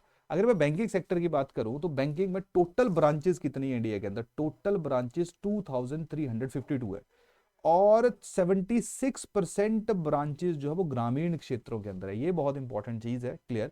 वैसे नो डाउट 90% के आसपास की पॉपुलेशन जो है वो एज पर सेंसस 2011 गांव में रहती है, तो गांव में परसेंटेज ज़्यादा होनी चाहिए। लेकिन इन जनरल बैंकिंग सिस्टम का एक फ्लॉ देखा गया था कि ये कोशिश करता है कि शहरी क्षेत्रों के अंदर ओपन हो, बट क्योंकि हिमाचल प्रदेश के अंदर प्राइवेट बैंक से ज़्यादा सरकारी बैंक हैं, तो सरकारी बैंक जो है वो थोड़ा सोशल वेलफेयर के ऊपर काम करते हैं, तो यही कारण है हिमाचल के अंदर जो है वो डिस्ट्रीब्यूशन काफ़ी अच्छी है। 2352 टोटल ब्रांचेज जो है हिमाचल प्रदेश के अंदर है, जिसमें कोऑपरेटिव बैंक्स भी हैं, प्राइवेट बैंक्स भी हैं। अब उसमें किस किस के कितने बैंक्स हैं वो थोड़ी देर में हम लोग डिस्कस करते हैं। अगर हम लोग बात करें कि पर ब्रांच, यानी जितनी टोटल हमारी पॉपुलेशन है, पर ब्रांच कितने लोगों को वो एक ब्रांच जो वो केटर कर रही है, तो वो है 2919। और ये एक बहुत अच्छा डाटा है कि मतलब एक ब्रांच जो है वो इतने लोगों को केटर कर रही है। क्योंकि अगर हम लोग 2000 या अगर हम लोग नेशनल एवरेज की बात करें कि इंडिया में जितनी ब्रांचेज हैं, तो हर एक ब्रांच कितनी एवरेज बनाएगी कि कितने लोगों को केटर कर रही है, तो वो 11,000 लोगों को पूरे इंडिया में एक ब्रांच की एवरेज बनती है। लेकिन हिमाचल में वही एवरेज जो है वो 2919 बन जाती है। कारण शायद हमारी ज्योग्राफी भी हो सकती है कि एरिया जो है वो हमारा काफ़ी ज़्यादा बड़ा है, क्लियर, और जिसके कारण जो वो पॉपुलेशन भी कम है, और एरिया बड़ा होने के कारण ब्रांचेज अलग अलग जगहों के ऊपर ओपन करनी पड़ती है। ये भी रीज़न हो सकता है, लेकिन जो मर्जी कारण है, लेकिन जब हम लोग कंपेयर करेंगे तो कंपैरिजन में जो हमारी जो स्थिति है वो ज़्यादा बेटर आएगी। क्लियर होगी यहाँ पे बात? डन। ये देखिए, यहां से पिछली बार जो वो सवाल पूछा गया था कि प्राइवेट सेक्टर बैंक्स कितने हैं, पब्लिक सेक्टर बैंक्स कितने हैं, ग्रामीण बैंक्स कितने हैं, तो ये वाला जो नंबर, अब देखिए यहां से सीधा ही पूछ ले क्वेश्चन, तो किस तरह से जो वो आप लोग मैनेज करोगे। क्लियर। अब देखिए, अगर हम बात करें total number of bank branches कितनी है, 2352। अभी हमने थोड़ी देर पहले डिस्कस किया 2352 ब्रांचेस हैं। क्लियर। अगर हम बात करें एरिया वाइज, तो रूरल एरियाज में हमने देखा 76% है, तो रूरल एरिया में टोटल कितनी होगी, 1793 ब्रांचेस। अर्बन या सेमी अर्बन एरियाज में जो वो होगी 451 ब्रांचेस। अर्बन सेंटर शिमला की अगर हम बात करें तो वहां पे टोटल कितनी ब्रांचेस होंगी, 108 ब्रांचेस। क्लियर। तो एरिया वाइज सबसे पहला डाटा ये इंपॉर्टेंट है, तो ये भी पूछा जा सकता है, मैच दी फॉलोइंग में इस तरह के क्वेश्चंस आते हैं। क्लियर। पब्लिक सेक्टर बैंक्स की अगर हम बात करें तो पब्लिक सेक्टर बैंक में सबसे ज्यादा जो ब्रांचेज हैं वो पंजाब नेशनल बैंक की हैं, कितनी है, 354। दूसरे नंबर पे स्टेट बैंक ऑफ इंडिया, बड़ा क्लोज है तो ये थोड़ा ध्यान रखना, 349। तीसरे नंबर पे यूको बैंक 186। ठीक है, बिल्कुल, हाँ ठीक है। और बाकी ब्रांचेस आ गई 293। अगर हम बाकी सरकारी ब्रांचेस की बात करें तो सरकारी ब्रांचेस टोटल 1177 आ गई, 1177 आ गई। अगर हम लोग प्राइवेट सेक्टर बात की बात करें तो प्राइवेट सेक्टर में HDFC जो है उसकी सबसे ज्यादा ब्रांचेस है, 108। ICICI की 57 ब्रांचेस हैं। स्मॉल फाइनेंस बैंक्स की अगर हम लोग बात करेंगे तो 25 ब्रांचेस हैं। अदर्स की अगर हम लोग बात करेंगे तो 108 हैं। टोटल 298। तो ये ध्यान रखो, देखो 1177 ब्रांचेस जो हैं, 1177 ब्रांचेस जो हैं वो पब्लिक सेक्टर की है, और प्राइवेट सेक्टर की 298 ब्रांचेस हैं। इसके साथ साथ अगर हम लोग हिमाचल प्रदेश ग्रामीण बैंक की बात करेंगे, ग्रामीण बैंक में 274 ब्रांचेस हैं। पेमेंट बैंक्स जो हैं उनकी अगर हम बात करें तो 13 हैं। हिमाचल प्रदेश कोऑपरेटिव बैंक्स में अलग अलग कोऑपरेटिव बैंक्स हमारे यहाँ पे, state cooperative bank, Himachal Pradesh state cooperative bank में 263। ठीक है, अगर नहीं दिख रहा है तो मैं बोल देता हूँ, 263। कांगड़ा कोऑपरेटिव बैंक की 217। अर्बन कोऑपरेटिव बैंक्स जो हैं उनके 5 टोटल बैंक है, 26। और बाकी जो है वो कितनी होगी, 84। तो 590 जो है, 590 ब्रांचेस जो हैं वो आप लोगों को हिमाचल प्रदेश कोऑपरेटिव बैंक्स जो है उनकी देखने को मिल रही हैं। क्लियर होगी बात यहाँ पे? Done. Total number of ATM machines कितनी है, 2120। अक्टूबर 2023 से लेके 2027 के बीच, सॉरी 2023 अक्टूबर से लेके सितंबर 2024 तक कितनी ब्रांचेस ओपन की गई, 60 ब्रांचेस ओपन की गई। तो ये वाला टेबल जो है वो यहाँ से पिछली बार सवाल आया था। ठीक है, अब ऐसा लगता है कि एक बार आ गया तो बार बार आएगा, ऐसा नहीं है, बस ये थोड़ा आइडिया लगा लीजिए कि किस तरह से सवाल जो है ये लोग पूछ रहे हैं। इसके साथ साथ अगर हम लोग महत्वपूर्ण फैक्ट्स की बात करें तो यहाँ पे लीड बैंक स्कीम की का जिक्र करना बड़ा जरूरी है। थोड़ी देर पहले मैंने इंट्रोडक्शन में भी ब्रीफ किया। लीड बैंक स्कीम में क्या होता है कि हर एक डिस्ट्रिक्ट के अंदर एक बैंक को लीड बैंक बना दिया जाता है, जो पूरे डेवलपमेंटल रिलेटेड एक्टिविटीज को कोऑर्डिनेट करता है। तो हमारे यहाँ पे जो लीड बैंक्स हैं उनमें 4 लीड बैंक है। सबसे पहले है Punjab national bank. Punjab national bank किन किन को मैनेज कर रहा है, हमीरपुर, कांगड़ा, किन्नौर, कुल्लू, मंडी और ऊना। तो ऐसा देख लीजिए जितने भी डिस्ट्रिक्ट हमारे यहाँ पे है जिनके साथ के लग रहा है वो सारे के सारे जो है वो PNB के द्वारा ही मैनेज किए जा रहे हैं। क्लियर। और उसके बाद यूको बैंक आ गया। यूको बैंक कहाँ आ गया? बिलासपुर, सोलन, शिमला और सिरमौर, जितने भी एस लग रहा है वो तो सारे के सारे यूको बैंक के अंदर है। स्टेट बैंक ऑफ इंडिया दो में आ गया, that is Chamba and Lahaul and Spiti. अगर हम लोग स्टेट लेवल बैंकर्स कमेटी की एसएलबीसी की बात करें, देखो ये जो हमने बात किया, सॉरी मैंने करेक्शन कर लेता हूँ, टोटल 3 लीड बैंक्स है हमारे यहाँ पे, ठीक है। लीड बैंक्स है जो डिस्ट्रिक्ट स्पेसिफिक डेवलपमेंटल एक्टिविटीज को कोऑर्डिनेट करते हैं। और स्टेट लेवल बैंकर्स कमेटी का जो हेड है, वो कन्वीनर जो है, वो बेसिकली कौन सा है? वो है that is UCO bank, that is UCO bank. Clear? तो 3 लीड बैंक्स है, 4 बोल दिया था मैंने, 3 लीड बैंक्स है। क्लियर होगी बात यहाँ पे? अगर हम लोग बैंक वाइज ब्रांचेस की डिस्ट्रीब्यूशन करें, वो तो हमने देख लिया किस किस बैंक की हाईएस्ट किसकी है, दूसरे नंबर पे किसकी है। अगर हम लोग डिस्ट्रिक्ट वाइज बात करें तो बड़ी ऑब्वियस ही बात है, जिसकी पॉपुलेशन सबसे ज्यादा होगी उसकी ज्यादा ब्रांचेस होने की संभावना है, और वो काफी हद तक सही है। कांगड़ा की हाईएस्ट ब्रांचेस है कांगड़ा में, दैट इज 431। सबसे कम जहां population come 26 Lahaul and Spiti में। इसके साथ साथ जो है वो बैंकिंग सर्विसेज को प्रोवाइड करने के लिए, जो वो आपने सुना होगा शायद, बिजनेस कॉरेस्पॉन्डेंट, जिनको बैंक मित्र भी कहते हैं, इनकी रिस्पॉन्सिबिलिटी होती है बैंकिंग फैसिलिटीज को दुर्गम क्षेत्रों के ऊपर, रूरल क्षेत्रों के ऊपर, या जहां पे बैंकिंग फैसिलिटीज की एक्सेसिबिलिटी नहीं है वहां तक लेके जाने की। तो टोटल बैंक मित्र जो है वो हिमाचल प्रदेश के अंदर 11,340 है, जो लोगों के जैसे बैंकिंग फैसिलिटी से अवेयर करवाते हैं, डिपॉजिट्स भी कर लेते हैं। क्लियर? तो इस तरह के जो काम है बैंक मित्रा के द्वारा किए जाते हैं। मेनली अवेयरनेस रिलेटेड जो रिस्पॉन्सिबिलिटी है वो बैंक मित्रा की रहती है। इसके साथ साथ जब भी हम लोग बैंकिंग सेक्टर की बात करते हैं, तो बैंकिंग सेक्टर में प्रायोरिटी सेक्टर लेंडिंग जो है, this is the most important aspect. Priority sector lending का मतलब क्या रहता है? प्रायोरिटी सेक्टर लेंडिंग का मतलब है कि जब भी बैंक उधार दे रहा है, वैसे तो इसमें बड़ा एएनबीसी का एडजस्टेड नेट बैंक क्रेडिट का परसेंटेज होता है, लेकिन जब भी बैंक पैसा दे रहा है, आसान भाषा में समझे, जब भी पैसा लैंड कर रहा है, तो उसका कुछ परसेंट उसको प्रायोरिटी सेक्टर लेंडिंग को देना पड़ेगा। कुछ परसेंट प्रायोरिटी सेक्टर लेंडिंग को देने का सीधा सीधा मतलब क्या है? जैसे इस टाइम पे रखा गया है कि 40%, 40% of ANBC adjusted bank net credit जो है, उसका 40% जो है वो बैंक्स को देना पड़ेगा प्रायोरिटी सेक्टर्स को। प्रायोरिटी सेक्टर्स का मतलब है कि एग्रीकल्चर में देना पड़ेगा, वुमेन को देना पड़ेगा, वीकर सेक्शन को देना पड़ेगा, क्लियर, माइक्रो एंटरप्राइजेस को देना पड़ेगा। नॉर्मली क्या होता है कि अब आप समझिए कि बैंक भी प्रेफर करेंगे वहां पे पैसा ज्यादा देना जहां से उसके रिटर्न की संभावना या पॉसिबिलिटी जो है वो ज्यादा हो। तो जो हमारा जो बैंकिंग सेक्टर, अब देखो शुरुआती दौर में शायद आपको पता होगा, शुरुआती दौर में हमारे यहाँ पे जो बैंकिंग सेक्टर हुआ करता था वो प्राइवेटाइज था। सरकार को बाद में सरकारीकरण इसलिए करना पड़ा क्योंकि प्राइवेट बैंक सीधा प्रॉफिट ओरिएंटेशन के ऊपर सोचते हैं, लेकिन बैंकिंग जो है वो टूल ऑफ फाइनेंशियल मोबिलाइजेशन है, जिससे लोगों के पास पैसा आएगा, लोग अपना काम करेंगे, तो बैंक के जरिए ही पैसा आएगा, लोग आगे बढ़ेंगे, उस पैसे को जो वो बैंकिंग सिस्टम इन्फ्यूज करेंगे, फिर और देश की इकोनॉमी जो वो आगे बढ़ेगी। तो जब तक गरीब तबके के ऊपर, डिसएडवांटेज स्टेट ऑफ सोसाइटी के पास पैसे की एक्सेसिबिलिटी नहीं होगी, तो वो कभी बाहर निकल ही नहीं पाएंगे। क्लियर? तो यही कारण था सरकार ने काफी लार्ज स्केल के ऊपर जो वो नेशनलाइजेशन किया, और अब तो चलो प्राइवेट बैंक्स भी काफी खुल चुके हैं। लेकिन अगेन बैंक्स का जो मेन ऑब्जेक्टिव है वो यही है कि किस तरह से जो है वो प्रायोरिटी सेक्टर्स को भी वो लेंड करे, कुछ लोगों को, कुछ बिजनेसमैन को, बड़े हाउसेस को ही ना दे, शहरी लोगों को ही ना दो, ग्रामीण क्षेत्रों के लोगों को भी दे, वीकर सेक्शन को दे, ताकि उनका भी उत्थान हो सके। तो इसके लिए जो है वो प्रायोरिटी सेक्टर लेंडिंग टारगेट होता है, और कितना है वो? 40% है। लेकिन हिमाचल प्रदेश की खासियत क्या है?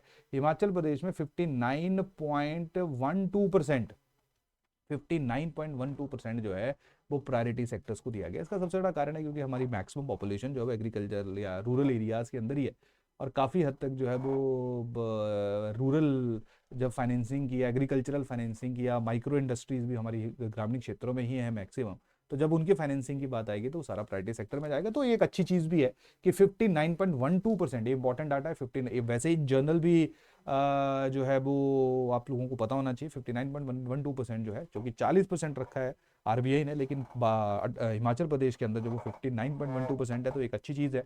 तो देखिए प्रायोरिटी सेक्टर लेंडिंग में 7 पैरामीटर है टोटल, तो हिमाचल प्रदेश के अंदर 5 पैरामीटर जो वो उनका जो टारगेट्स उनको अचीव कर लिया गया है, जिसमें कौन कौन है? Agriculture, small and marginal farmers, micro enterprises, weaker section, women. Clear? वैसे थोड़ा सा ब्रॉड है, लेकिन चलिए सर्वे की रेफरेंस है इसलिए मैं ज़्यादा इसको काउंटर नहीं करूंगा। क्लियर? तो ये 5 पैरामीटर जो अचीव कर लिए गए हैं, तो इस स्पेसिफिक इन्फॉर्मेशन को भी आप लोग ध्यान में रखना। क्लियर? अगर हम लोग बात करें एग्रीकल्चर लोन्स की, तो एग्रीकल्चर लोन जो वो 16.73% दिए जा रहे हैं। नेशनल टारगेट जो वो कितना है? 18% का है। वीकर सेक्शन को जो लोन दिए गए वो टोटल 17.38% दिए गए। क्लियर? टारगेट जो है वो कितना है? 12% का है। वुमेन को जो लोन दिए गए वो 12.60% दिए गए, मतलब अगर 100 रुपए का लोन दिया जा रहा है तो 12.60 रुपए का लोन वुमेन को दिया जा रहा है। नेशनल लेवल के ऊपर बोला है 5 रुपया देना है, यानी कि 5% ही देना है। क्लियर? ये जो है वो आप लोगों का है। देखिए प्रायोरिटी सेक्टर लेंडिंग टारगेट की अगर हम लोग बात करें तो ये थोड़ा सा देखना डिक्लाइन हुआ है। 2023 जो है वो सितंबर की बात है। सितंबर में जो प्रायोरिटी सेक्टर था हमारा 60.18% था। 24 में हमारा 59.12 हो गया, थोड़ा सा डिक्लाइन हुआ। टारगेट नेशनल पैरामीटर क्या है कि 40% जो है वो अपने टोटल फाइनेंस करना है। एग्रीकल्चरल एडवांसेस की अगर हम बात करें, टारगेट कितना है, कितना होना चाहिए, 18 होना चाहिए। अभी हमने देखा 16.73 है। स्मॉल एंड मार्जिनल फार्मर्स की अगर हम लोग बात करेंगे, 1-2 हेक्टर से कम की जिनकी जमीन है, टारगेट कितना है, 9% होना चाहिए। यहाँ पे कितना अचीव है, 12.07% दिया हुआ है। माइक्रो एंटरप्राइजेस के लिए टारगेट है 7.5 होना चाहिए। टोटल हमने यहाँ पे हमारे यहाँ पे लोन दिया गया 16.08% दे दिया गया। वीकर सेक्शन का टारगेट है 12, यहाँ पे दिया गया 17.38। वुमेन का टारगेट है 5%, यहाँ पे दिया गया 12.60%। क्लियर। देखिए इनके ना ब्रॉड और माइक्रो पैरामीटर्स हैं, तो यहाँ पे ब्रॉड पैरामीटर्स नहीं, जो स्पेसिफिक पैरामीटर्स है उनका जिक्र हो रहा है। सीडी रेशियो है। क्लियर।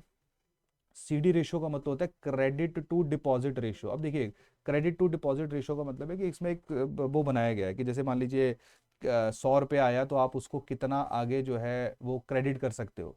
अब देखिए अगर यहाँ पे नंबर रखा गया 60, कि आप 60% तक जो है रेशियो मेंटेन, या 60 तक रेशियो मेंटेन कर सकते हो। अगर आपकी रेशियो कम है, इसका मतलब है कि आप ज़्यादा पैसा नहीं दे रहे हो, आप अंडर परफॉर्म कर रहे हो। अगर आपकी रेशियो ज़्यादा है तो इसका मतलब है कि आपने ज़्यादा पैसा दे दिया, कल को गड़बड़ हो सकती है। हमारे यहाँ पे 47.16 है ये रेशियो, इसका मतलब 60 से कम है। ठीक है, मतलब इतना खराब भी नहीं है। क्लियर। तो 60 से बड़ी ज़्यादा हो, 70-80 हो, तो इसका मतलब है कि बैंक ने सारे पैसा जो है वो ले दे दिया हुआ है। तो कल को अगर पैसा नहीं वापस आया तो फिर लोगों के डिपॉजिट्स कैसे वापस किए जाएंगे, तो इसलिए ये सीडी रेशियो जो है वो मेंटेन की जाती है।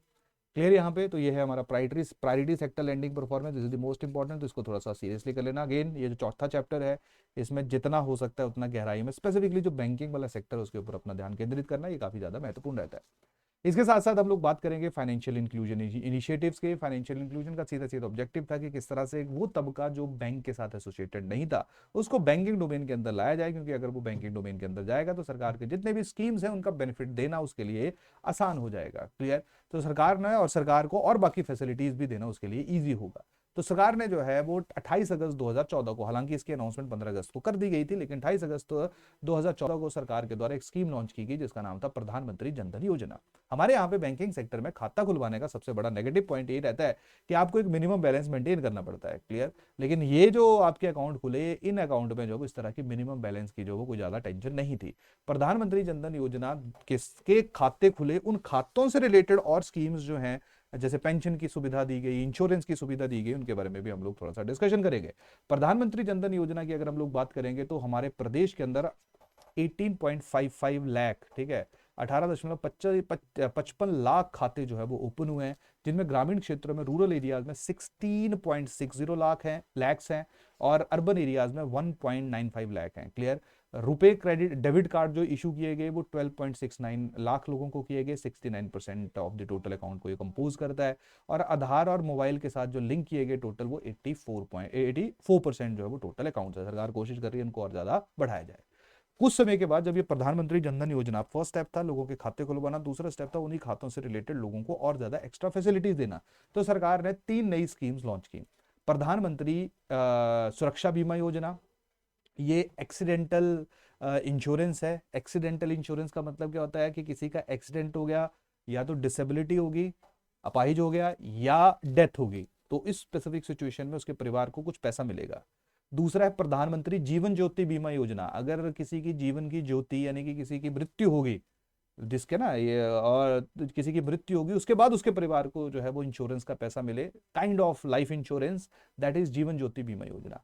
थर्ड इज अटल पेंशन योजना। अटल पेंशन योजना का मतलब सीधा सीधा है कि वो लोग, क्योंकि बहुत सारे लोग हिमाचल में इनफॉर्मल सेक्टर के अंदर काम करते हैं, वो लोग जो गरीब तबके के हैं, बुढ़ापे में काम नहीं कर सकते, उसके लिए अगर आज से कुछ पैसा बचाना शुरू कर दें तो उनको जो सरकार के द्वारा पेंशन दी जाएगी, उसके लिए अटल पेंशन योजना। तीनों स्कीम जो 9 मई 2015 को सरकार के द्वारा लॉन्च की गई।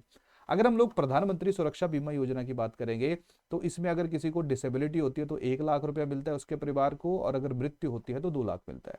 एलिजिबिलिटी 18 से 70 साल के लोगों के लिए थी, लेकिन उनका जनधन में अकाउंट होना चाहिए।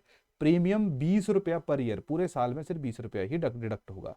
टोटल सब्सक्राइबर कितने हैं हिमाचल में, 35.22 लैक्स। क्लियर। उसके बाद आ गया प्रधानमंत्री जीवन ज्योति बीमा योजना। प्रधानमंत्री जीवन ज्योति बीमा योजना में 2 लाख का इंश्योरेंस है।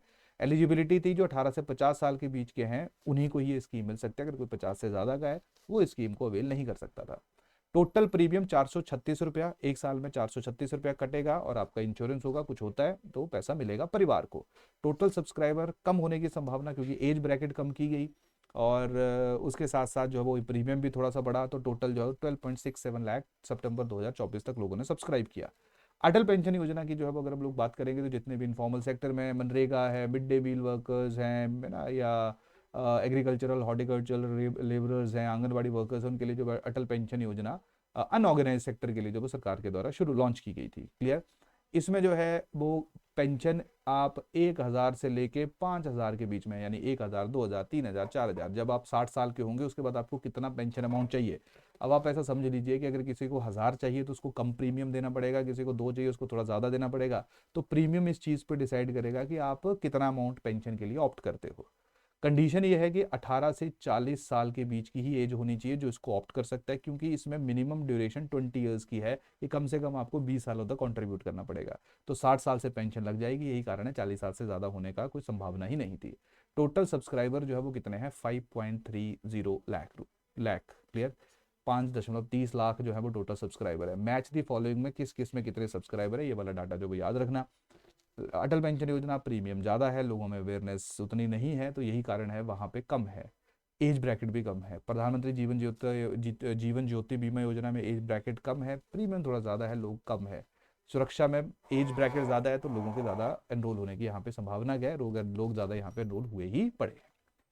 इसके साथ साथ बाकी जो इनिशिएटिव्स की अगर हम बात करें तो हिमाचल प्रदेश के द्वारा या हिमाचल प्रदेश के अंदर बैंकिंग सिस्टम के द्वारा प्रधानमंत्री मुद्रा योजना जो वो 18 में लॉन्च की गई थी, इसका मेन ऑब्जेक्टिव था कि जो हमारे यहाँ पे माइक्रो एंटरप्राइजेज हैं मैन्युफैक्चरिंग के अंदर, उनको पैसा प्रोवाइड किया जाए। तो उसमें 3 तरह के लोन दिए जाते थे। जैसे शिशु लोन होता था, 50,000 तक लोन दे दिया, यानी कि कोई एक ऐसा इंसान जो शुरू करना चाह रहा है अपनी एंटरप्राइज, उसको 50,000 तक दे दिया। ठीक है। उसके बाद किशोर है तो 50 से 5 लाख के बीच में दे दिया। उसके बाद तरुण आ गया 5 से 10 लाख के बीच में, तो यानी कि 10 लाख तक टोटल लोन जो था वो सरकार के द्वारा देना था। तो हिमाचल प्रदेश के जो बैंक्स हैं, ऑब्वियस वाले बैंक्स के जरिए जो है वो डिस्पर्शन होगी।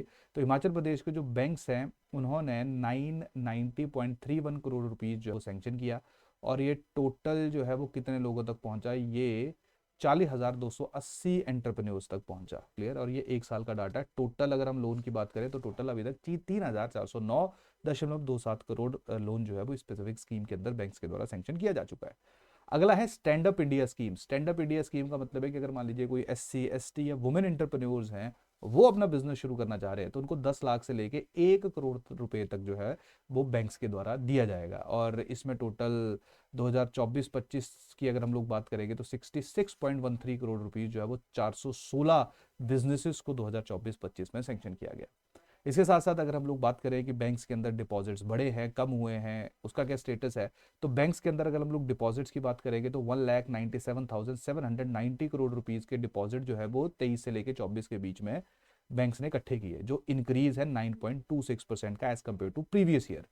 एडवांसेस की अगर हम बात करें, लोन की अगर हम बात करें, तो लोन 89,447 करोड़ है, जो इंक्रीज है 17.40% का। क्लियर। इसके साथ साथ जो है वो अगर हम मार्केट शेयर की बात करें तो जो पब्लिक सेक्टर बैंक है 62% है, प्राइवेट सेक्टर बैंक का 13% है, कोऑपरेटिव बैंक्स का 18 है, RRB का 5 है, बाकी बैंक्स का जो वो 2% है। RRB का जो है वो 5% आ गया और बाकी बैंक्स का 2% आ गया। क्लियर। तो ये भी जो है वो आप लोग थोड़ा सा ध्यान में रखना कि मार्केट शेयर सबसे ज़्यादा प्राइवेट पब्लिक सेक्टर बैंक्स का है।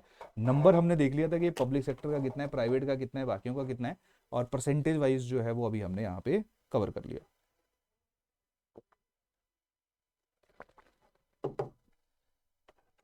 ठीक है जी। बैंक्स ने क्या टारगेट रखा था, इन्होंने टारगेट रखा था 43,189 करोड़ रुपए का। क्लियर।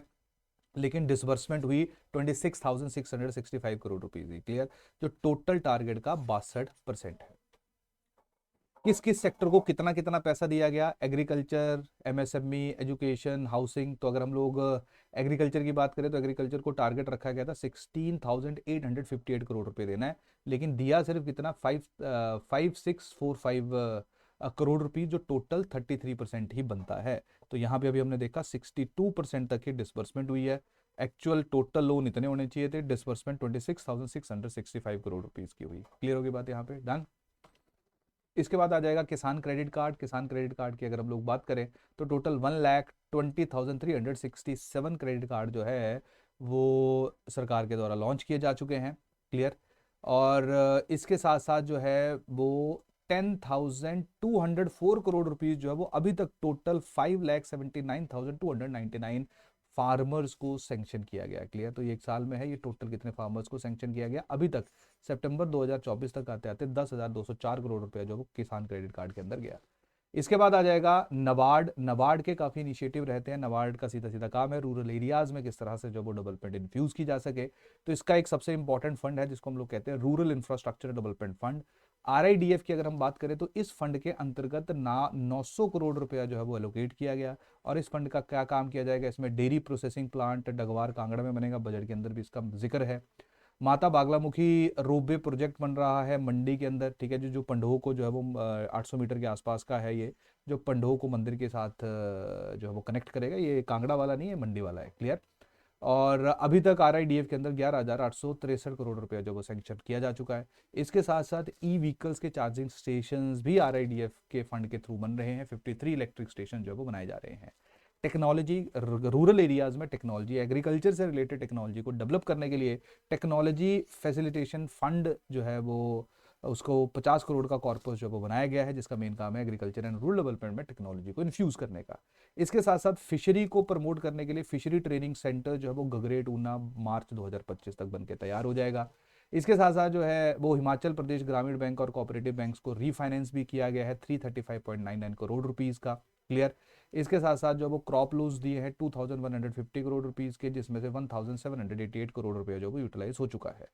साथ में सरकार के द्वारा जो है या नबार्ड के द्वारा जो वो कंसेशनल रीफाइनेंस फैसिलिटीज जो वो 3% की, 4% की और उसके साथ साथ 3% की और फर्दर सबवेंशन भी प्रोवाइड की गई है जो हाइजीन है, क्लीन वाटर सैनिटेशन, उसके लिए वॉश एक्टिविटीज़ कंडक्ट करने के लिए 6% का जो है वो 6% इंटरेस्ट के ऊपर जो वो रीफाइनेंस किया गया है प्रोग्राम्स को। इसके साथ साथ जो एग्रीकल्चरल मार्केटिंग इंफ्रास्ट्रक्चर को बढ़ाने के लिए जो है वो 2026 तक टर्म लोन जो है वो अवेलेबल करवाया गया है। माइक्रो क्रेडिट दिए गए हैं। माइक्रो क्रेडिट बेसिकली दिए जाते हैं सेल्फ हेल्प ग्रुप्स को। क्लियर। छोटे बिजनेसमैन को। डन। यहाँ पे जो है वो टोटल 6,337 जो सेल्फ हेल्प ग्रुप्स हैं उनको 2024-25 में 296.52 करोड़ रुपीस के जो वो लोन दिए हैं। इसके साथ साथ अगर हम लोग बात करेंगे फार्मर्स प्रोड्यूसर ऑर्गेनाइजेशन की, FPOs की, जिनका मेन काम होता है, ग्रुप ऑफ फार्मर्स होते हैं जो पूरी फार्मर प्रोड्यूस को कैसे सेल किया जा सके उसके लिए जो है वो बेसिकली FPOs का निर्माण होता है। तो टोटल 12 डिस्ट्रिक्ट्स के अंदर 124 FPO है और इसमें 15.73 करोड़ रुपीस जो है वो सैंक्शन किया जा चुका है। ट्राइबल डेवलपमेंट की अगर हम बात करें उसके लिए 23.55 करोड़ रुपया सैंक्शन हुआ है। फार्म सेक्टर की प्रोजेक्शन के लिए अगर हम बात करें 4.80 करोड़ रुपया सैंक्शन हुआ है। जो लोकल वीवर्स हैं, आर्टिशन है लोकल, उनके लिए जो है वो 90.11 लाख रुपीस जो है वो सरोवा हैंडलूम प्रोड्यूसर कंपनी जो मंडी में स्थित है उसके लिए सैंक्शन किया गया है। क्लियर। उसके साथ साथ जो है वो नैब कॉन्स जो है उसके बारे में आपको पता होना चाहिए, नबार्ड कंसल्टेंसी सर्विसेज। इसका जो मेन ऑब्जेक्टिव रहता है, इसका मेन काम होता है, ये क्या करती है, सरकार को एडवाइस करती है। जैसे फॉर एग्जांपल गवर्नमेंट के द्वारा अलग अलग स्कीम्स बनाई गई तो उन स्कीम्स की इम्प्लीमेंटेशन जब सरकार करेगी तो उसके लिए कंसल्टेंसी बेसिकली नैपकॉन्स जो है उसके द्वारा प्रोवाइड की जाती है, नबार्ड की ही सब्सिडरी है। जैसे फॉर एग्जांपल इस स्पेसिफिक टाइम पे project management consultancy for integrated cold chain project जो है वो चल रहे हैं पराला और खरा पत्थर में। ठीक है, उसके लिए कंसल्टेंसी प्रोवाइड कर रही है। इसके साथ साथ जो है वो सेंट्रल टेक्निकल सपोर्ट एजेंसी है फॉर दीनदयाल उपाध्याय ग्रामीण कौशल विकास योजना स्किल डेवलपमेंट प्रोग्राम के लिए भी ये कंसल्टेंसी जो है वो प्रोवाइड कर रही है। क्लियर। और इसके साथ साथ जो एग्रीकल्चरल इंफ्रास्ट्रक्चर फंड के अंदर जो PMU सेटअप हो रहा है उसके लिए भी कंसल्टेंसी प्रोवाइड कर रही है। तो इस तरह से जो वो नैप्सकॉन के द्वारा भी ये कंसल्टेंट या अलग अलग जो प्रोजेक्ट्स हैं उनमें कंसल्टेंसी प्रोवाइड की जा रही है। क्लियर। तो ये रहे हमारे कुछ इम्पॉर्टेंट एस्पेक्ट्स जब हम लोग चैप्टर 3 और 4 की बात करेंगे। बाकी नेक्स्ट चैप्टर्स के ऊपर जल्दी हम लोग वीडियो लेके आएंगे और वहाँ पे उनको भी डिस्कस करेंगे, उनकी जिस्ट भी आप लोगों के साथ शेयर कर ली जाएगी। तो अगर आपने वीडियो देख लिया है तो इसी के साथ अब मैं इसको क्लोज कर रहा हूँ। नेक्स्ट वीडियो में फिर मिलेंगे, तब तक के लिए थैंक यू, धन्यवाद।